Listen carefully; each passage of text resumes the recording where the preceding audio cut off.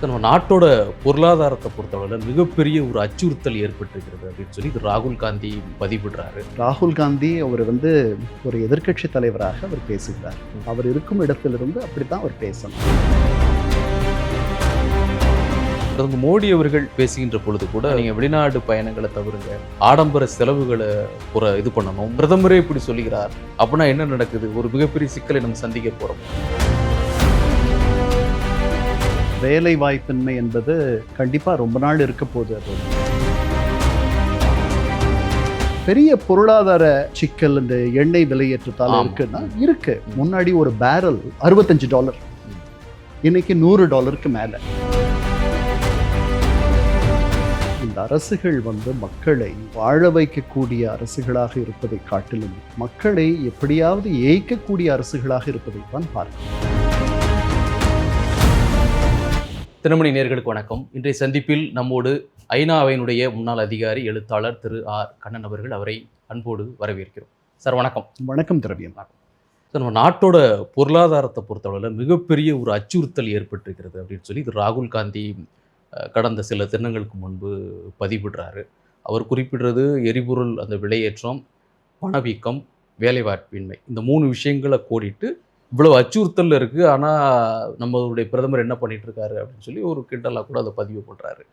அந்த அளவிற்கு ஒரு அச்சுறுத்தக்கூடிய அளவிற்கு ஒரு பெரும் புயல் வீச, அவர் சொல்கிற வார்த்தை ஒரு பெரும் புயல் வீச போகுதுங்கிறார் பொருளாதாரத்தில். நான் அப்படி நினைக்கல. இந்த 3 சிக்கல்களும் தொடர்ந்து இருக்கிற சிக்கல்கள். அதில் குறிப்பாக வேலை வாய்ப்பின்மை என்பது கண்டிப்பாக ரொம்ப நாள் இருக்க போகுது. அது மனிதர்கள் இருக்கிற வரைக்கும் இருக்க போது.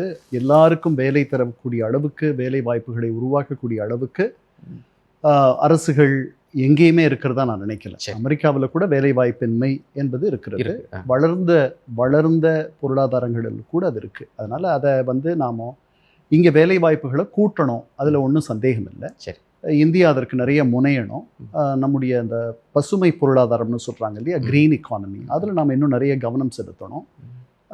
அரசு துறைகள்லேயே நிறைய வேலைகள் வாய்ப்புகள் அப்படின்றதெல்லாம் அந்த காலமெல்லாம் மலையேறி போயிடுச்சு. அரசு துறைகள் இன்னும் பெரிய அளவில் வளர்ந்தாங்கன்னா அது ஒரு பெரிய வீக்கத்தை தான் தரும். அதனால் அதை நம்பி இருக்கிறத விட்டுட்டு தனியார் முதலீடுகள், அந்த முதலீடுகள் நம்முடைய இயற்கை, நம்முடைய சுற்றுச்சூழலை பாதிக்காத அளவில் அந்த முதலீடுகள் இருக்கணும். நிறைய வேலை வாய்ப்புகள் உருவாகணும். அப்போ தான் நாம் மற்றவர்களோட போட்டி போட முடியும். தென்கிழக்கு ஆசிய நாடுகளோட குறைஞ்சபட்சம் போட்டி போடுறதுக்காவது நம்ம வரணும். நம்ம அங்கே வியட்நாமில் இருக்கிற வென்ஃபெஸ்ட் மின்சார கார் தொழிற்சாலை தமிழகத்தில் அவர்கள் ஒரு தொழிலை தொடங்குற அளவுக்கு இருக்குது. இந்தியர்கள் வெளியில் அந்த மாதிரி போய் தொடங்குற மாதிரி நீங்கள் அரிதாக தான் சொல்ல முடியும். கண்டிப்பாக. அதனால் அதெல்லாம் மாறணும். அது ஒரு பெரிய சிக்கல். அது எல்லாருக்கும் இருக்கக்கூடிய சிக்கல். நாளைக்கு காங்கிரஸ் ஆட்சி வந்தாலும் அந்த சிக்கல் இருக்கும். அதை முனைப்போடு செயல்படணும். பெரிய பொருளாதார சிக்கல் இந்த எண்ணெய் விலையேற்றத்தால் இருக்குன்னா இருக்கு. ஒரு மாசத்துக்கு இந்த அரசு மானியம் இல்லைன்னு வச்சுக்குவோம். மானியம் இப்போ 5 முறை விலை ஏறிடுச்சா? ஆமாம், 5 முறை ஏறி இருக்கு. இதற்கு முன்பாக அவர்கள் இழந்தது எவ்வளவுனா ஒரு மாதத்துக்கு 4400 கோடி ரூபாய். ஏன்னா கொள்முதல் விலை 2 மடங்கு ஆயிடுச்சு. முன்னாடி ஒரு பேரல் உங்களுக்கு எவ்வளவு இருந்துச்சு? $65, இன்னைக்கு $100 மேலே. ஒரு காலத்தில் 110, 115 இருந்துச்சு. அதனால கொள்முதல் விலை 2 மடங்கா ஏறக்குறைய ஆயிடுச்சு. அதனால விற்பனை விலை கூட்ட வேண்டிய ஒரு நிர்பந்தம் இருக்கு. அப்புறம் எண்ணெய் வரத்து நமக்கு நாள் ஆகுது. வரத்துக்கு ஒன்றும் குறைவில்லை. வளைகுடா நாடுகள்ல இருந்து வரக்கூடிய எண்ணெய் இப்போ வேற இடங்கள்ல இருந்து சுற்றி வளைத்து வர வேண்டியிருக்கு. அமெரிக்கா சமையல் வாயு இதெல்லாம் இருக்கு. ஆனால் ஒரு நல்ல செய்தி என்னன்னா, இன்று மாலையோ அல்லது நாளைக்கோ நாளை மறுநாளோ ஈரானுக்கும் அமெரிக்காவுக்கும் ஒரு ஒப்பந்தம் எட்டப்படலாம். அது எட்டப்படக்கூடிய நிச்சயம் நாளைக்கு நிச்சயம் நடக்க போகுது. 2 வீட்டுக்கும் மத்தியிலன்னு சொல்ற அளவுக்கு இருக்கு. அந்த அளவுக்கு முற்றி வந்திருக்கிறது, கனிந்து வந்திருக்கிறது. அதனால அந்த எண்ணெய் சிக்கல் என்பது சில மாதங்களில் சரியாகிவிடும். சமையல் வாயு சிக்கலும் அதே மாதிரி சரியாகிவிடும். 2வதா என்ன சொன்னீங்க? பணவீக்கம் எல்லாருக்கும் இருக்கு. நமக்கு பணவீக்கம் ஒரு வகையில் ஒரு சின்ன ஆதாயம் கூட. நம்முடைய ரிசர்வ் வங்கி நம்முடைய ரூபாயை ஒரு கொஞ்சம் செயற்கையாக தூக்கி நிறுத்தி கொண்டிருக்கிறது. ரிசர்வ். ரூபா வந்து ஃப்ரீ ஃப்ளோட்டிங் கரன்சி கிடையாது. அதாவது அது அதனுடைய சொந்த வலிமையில் அது போராடுவதில்லை. அப்படி போராடிச்சுன்னா அது 100 ரூபாய்க்கு மேலே போயிடும். ஒரு டாலர் வந்து இன்னைக்கு 96 ரூபா அளவில் வந்திருக்கு.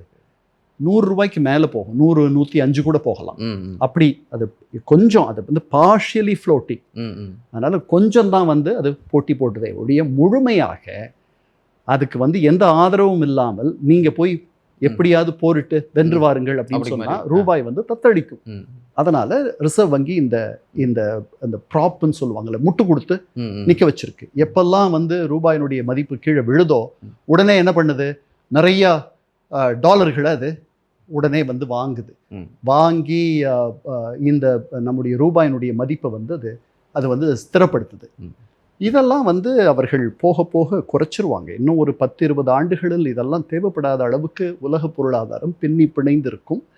நம்முடைய நலனுக்கு, நெடுந்தொலைவு கனவுக்கு, இந்தியாவினுடைய இன்னும் அடுத்த தலைமுறைகள், இன்னும் இனி வரக்கூடிய வாழையடி வாழையாக வரக்கூடிய இந்தியர்களுடைய நலனுக்கு நாம் காம்படிட்டிவாக, போட்டித்திறன் மிக்க நாடாக மாற வேண்டும் இல்லையா? அதற்கு இதுவும் ஒரு ஏணி.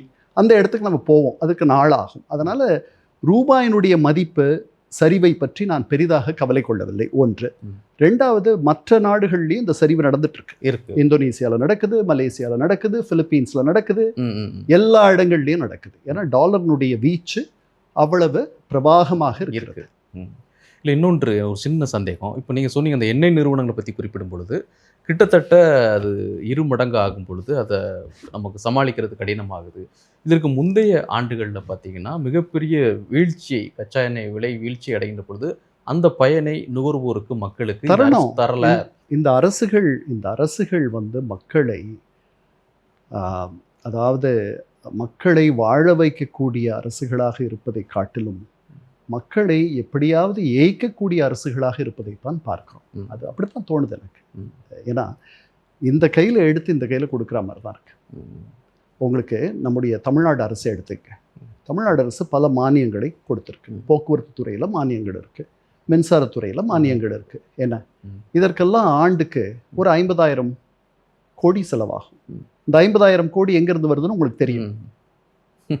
அந்த மாதிரி தான் இருக்குது. அதாவது விலை ஏறும் பொழுது நம்மிடமிருந்து பறிப்பதும், விலை இறங்கும் பொழுது நமக்கு திருப்பி தருவதும் என்று ஒரே ஒரு வழி தான் இருக்குது. ஒன் வே டிராஃபிக் மத்திய அரசை பொறுத்த வரைக்கும். மாநில அரசாவது இந்த மக்களோட இணைஞ்சிருக்கிறதுனால சில நேரங்களில் அவர்களுக்கு ஏற்ற மாதிரி தங்களை மாற்றிக்கொள்ள வேண்டியிருக்கும். மத்திய அரசு ரொம்ப தொலைவில் இருக்கு, மக்களிடமிருந்து அது தள்ளி இருக்கு. அதை நீங்கள் என்ன பண்ண முடியும்? ஸோ இன்னொன்று இருப்பது, ராகுல் காந்தி அவர்கள் சொன்னதை தாண்டி பிரதமர் மோடி அவர்கள் பேசுகின்ற பொழுது கூட ஒரு 2-3 விஷயங்களை சொன்னார். ரொம்ப குறிப்பாக பார்த்தீங்கன்னா, நீங்கள் வெளிநாடு பயணங்களை தவிருங்க, ஆடம்பர செலவுகளை இது பண்ணணும், 3வது தங்கம் வாங்குவதை குறைக்கணும் சார். இந்த 3 விஷயம், இந்த விஷயங்கள்லாம் பேசுகின்ற பொழுது நாட்டின் பிரதமரே இப்படி ஒரு விஷயத்தை சொல்லும்போது எல்லோரும் நினைப்பது இது இன்னொரு லாக்டவுனை நோக்கி செல்லக்கூடிய ஒரு அச்சம் இருக்குது.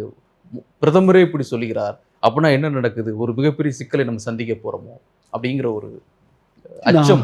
நாம் மிகப்பெரிய சிக்கலை எப்போ சந்தித்தோம்னா, பொருளாதார சிக்கலை 1990 சந்தித்தோம். அப்போ வந்து நமக்கு வெளியிலிருந்து நம்ம இறக்குமதி பண்ணுவதற்கான அந்நிய செலாவணி 3 வார காலத்திற்குரிய செலாவணி தான் நம்மகிட்ட இருந்துச்சு. இலங்கை அந்த மாதிரி ஒரு பொருளாதார சிக்கலை 2-3 ஆண்டுகளுக்கு முன்பாக சந்தித்த பொழுது 1 வாரம் இறக்குமதி செய்வதற்குரிய திறன் மட்டுமே அதுக்கு இருந்துச்சு. நாம் அதுக்கு உதவி பண்ணோம், சீனர்கள் உதவினார்கள், மற்றவர்களும் உதவினாங்க. இன்னைக்கு 11 மாதத்திற்கு அந்த மாதிரி இறக்குமதி செய்வதற்கான சக்தி நமக்கு இருக்கு. 3 வாரம் இல்லை. அந்த நேரத்தில் என்ன பண்ணோம், சந்திரசேகர் அப்போ பிரதமராக இருந்தார். யாருக்கும் தெரியாம விமானங்களில் நம்ம ரிசர்வ் வங்கியில் இருந்த தங்கத்தை இங்கிருந்து எடுத்துட்டு போய் லண்டன்லையும் எனக்கு தெரிந்து சுவிட்சர்லாண்ட்லையும் கூட அடகு வைத்தோம். ஏன்னா அது இல்லாத உங்களை மீட்க மாட்டேன்னு சொல்லிட்டாங்க அவங்க. அப்படித்தான் அப்பத்தான் இந்த இந்தியா திறந்துச்சு. அதனுடைய அந்த இந்தியாவில் தான் நீங்கள் நானெல்லாம் இன்னைக்கு சுவாசிச்சுட்டு இருக்கோம். தாராளமயம். ஆமாம், நடந்து சென்றவர்கள் சைக்கிள் வாங்குவதற்கும், சைக்கிளில் சென்றவர்கள் 2 சக்கர வாகனங்களை வாங்குவதற்கும், 2 சக்கர வாகனங்களில் சென்றவர்கள் கார்கள் வாங்குவதற்கும், கார்கள் வைத்திருந்தவர்கள் இன்னொரு காரை கூட்டுவதற்கும் இந்த வசதியும் இந்த வாய்ப்பும் இந்த சமமில்லாத ஒரு இந்த பொருளாதாரம் சீராக எல்லாரையும் உயர்த்தவில்லை. இந்த தாராளமயம் அது நடக்கும். என்ன அதனால் இதெல்லாம் நடந்திருக்கு. அதற்கு மேலே ஒரு பெரிய ஒரு சிக்கல் அதுக்கு பிறகோ வந்துச்சுன்ட்டு நான் நினைக்கல. கோவிட் அது ஒரு வித்தியாசமானது. நமக்கு மட்டுமல்ல, எல்லாருக்கும் ஒரு பெரிய சிக்கலாக இருந்தது. அதனால நான் அப்படியெல்லாம் நினைக்கல. அப்ப ஏன் மோடி பிரதமர் வந்து இந்த ஒரு அறிவு 7 அம்சம் நீங்க 3 தான் சொன்னீங்க. அவர் என்ன சொன்னார்? வீட்டில இருந்தே வேலை பண்ணுங்க. அந்த மாதிரி பல செய்திகளை சொன்னார். நீங்க பொது போக்குவரத்தை எடுத்துட்டு போங்க, உங்க கார்களை பயன்படுத்தாதீங்க, உங்க 2 வீலரை பயன்படுத்தாதீங்க அப்படிலாம் சொன்னார். பெண்களை தங்க வாங்க வேண்டாம். ஏன்னா நாம அந்நிய செலாவணியில நம்ம 2வதாக முதல்ல எண்ணெய் வாங்குவதற்கு அதிகமாக செலவு செய்கிறோம். கிட்டத்தட்ட $135 பில்லியன். நாம் வந்து $1 பில்லியன் 9600 கோடி. அது மாதிரி 130 மடங்கு வெறும் எண்ணெய், கச்சா எண்ணெய் வெளியிலிருந்து வாங்குவதற்கு நாம் செலவு செய்கிறோம். சரி, ஒரு $750 பில்லியன் நம்முடைய அந்நிய செலாவணி இறக்குமதிக்காக நம்ம செலவு பண்ணுறது. அதுக்கு அடுத்து எதுக்கு செலவு பண்ணுறோம் அப்படின்னா, முதல்ல அரிசி வாங்குறதுக்கு எவ்வளவு, அடுத்து பருப்பு எண்ணெயை வாங்குறது, அது தங்கம். அதனால் அவர் சொல்கிறாரு, தங்கத்துக்கு நிறையா பெண்கள் வந்து ஆபரண பிரியைகள். அதனால் அவர் சொல்கிறார், இப்போ ஒரு ஆண்டுக்கு தான் வாங்க வேண்டாம்னு சொன்னார். ஏன்னா அப்புறம் அவங்க வாக்களிக்காத போயிடுவாங்க. அதனால் அதுலேயும் ஒரு சேஃப் சைடாக தான் அவர் சொல்கிறார். அப்புறம் அவர் மட்டும் இல்லை, அவருக்கு முன்னாடி இருந்த பிரதமர்களும் இப்படி வயிற்றை கட்டிக்குங்கன்னு சொல்லியிருக்காங்க. இந்திரா காந்தி சொல்லியிருக்காங்க, இதற்கு முன்பாக நிதியமைச்சர் சிதம்பரம் சொல்லியிருக்கார். அதனால் அதெல்லாம் இது ஒன்றும் புதுசு இல்லை. இதெல்லாம் வந்து எல்லாரும் கடந்து வந்த பாதை தான். மோடி புதிதாக ஒன்று சொல்லல. அவர் சொல்லல. இன்னொன்று அதை தாண்டி ஒரு விஷயம் நிறைவாக நான் கேட்போம். இந்த உர தட்டுப்பாடு சொல்றது, உர விலை உயர்வும் கூட விவசாயத்துறையில் ஒரு மிகப்பெரிய கண்டிப்பாக உயரும். 3 விஷயம் சொல்கிறாங்க அந்த மாதிரி. அதாவது ஃபியூயலு, ஃபெர்டிலைசர், ஃபோரெக்ஸ், இந்த F3. ஆமாம், இது எல்லாமே வந்து பெட்ரோலியம் சார்ந்தது விஷயங்களா? ஆமாம், ஃபர்டிலைசர் அதில் இருந்து தானே வருது உங்களுக்கு.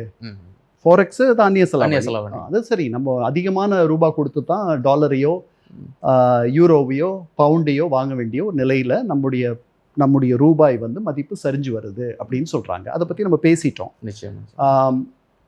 எண்ணெய் தட்டுப்பாடு வந்து சில மாதங்களில் அல்லது பல மாதங்களில் பழைய நிலைக்கு திரும்புவதற்கான வாய்ப்புகள் அதிகம். ஏன்னா நமக்காக இல்லைனாலும் கூட அமெரிக்கர்கள் ஒரு $3 ஒரு கேலன் என்பது வந்து 3.8 லிட்டரோ என்னமோ, அதற்கு பழகியவர்கள். இப்போ $4.50 விற்குதாங்க. நவம்பரில் இடைத்தேர்தல்கள் வருதாங்க. அதனால் அவர்களுக்காகவாது அது குறையணும். அது வந்து உலக சந்தையை பொறுத்தது. அது அமெரிக்கா மட்டும் குறைக்க முடியாது. அதனால் அங்கே உலக சந்தையிலேயே குறையும் பொழுது, எண்ணெய் வரத்து கூடும் பொழுது, இப்போ வந்து 4ல் 1 பங்கு எண்ணெய் வரத்து இல்லை. ஹோர்முஸ் நீரிணையில் 4ல் 1 பங்கு எண்ணெய் வரத்து போயிட்டு வந்து இருந்துச்சு. அது ஒரு மாதத்தில் அவர்கள் அந்த கடல் கண்ணி வெடிகளை நீக்குவதற்கு அவர்கள் ஒப்புக்கொண்டதாக தகவல்கள் வருகின்றன. இந்த ஒப்பந்தத்தின் கீழ் ஒரு மாதத்தில் பழைய அளவுக்கு போக்குவரத்து மீண்டும் தொடங்கக்கூடிய அளவுக்கு நீரிணை சரியாகிவிடும். அப்போ உங்களுக்கு வளைகுடா நாடுகள்லேருந்து நமக்கு வந்துட்டு இருந்த அந்த எண்ணெய் வரத்து, அந்த சமையல் வாயு வரத்து, அதெல்லாம் சரியாக போயிடும். ஸோ இப்போ உங்கள் பார்வையில் வந்து இது ஒன்றும் அச்சப்பட தேவையில்லை, இந்த சிக்கல்கள் இருக்கும், ஆனால் அது சரியாயிரும் அப்படிங்கிற மாதிரி இருக்கும். ராகுல் காந்தி அவர் வந்து ஒரு எதிர்க்கட்சி தலைவராக அவர் பேசுகிறார். அவர் இருக்கும் இடத்திலிருந்து அப்படித்தான் அவர் பேசணும். நாம வந்து விமர்சகர் தானே. சரியான பார்வையை முன்வைக்கணும். மிக்க நன்றி.